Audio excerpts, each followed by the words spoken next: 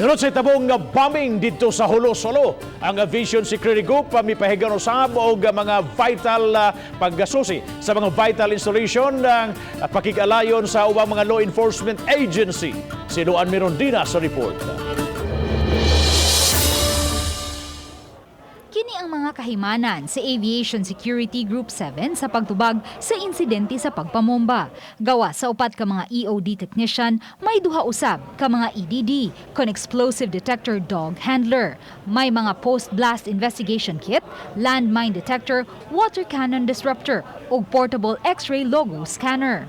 Usa sa mga gipasigarbong kahimanan sa ABSI Group kining ilang EOD-9 bomb suit. Gawas nga shockproof kini, bulletproof usab ug dili basta-bastang masunog.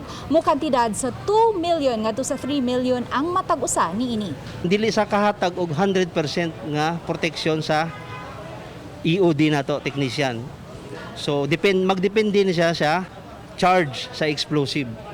So ang isa pod sa purpose ani pag mamatay ang nagsuot, so at least tibuok siya isod sa lungon. Gidisplay ang naasoy mga kahimanan sa labi sa Lapu-Lapu City Hall atol sa gihimong courtesy call sa mga personnel sa Aviation Security Group 7 kang Lapu-Lapu City Mayor Jonard Ahong Chan.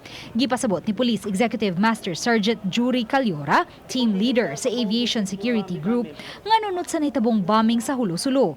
Gihingos ganila ang ilang presensya ilabi na sa mga vital installations ug sa pakig-coordinate sa mga law enforcement agencies. So anytime pag natay mga bomb-related incident, so we can respond immediately. So magtinabangay lang, at least nagkasabot na magtinabangay ang syudad o ang explosive and disposal. Uban ni Godfrey Relien, Luan Mirondina, Balitang Mesda.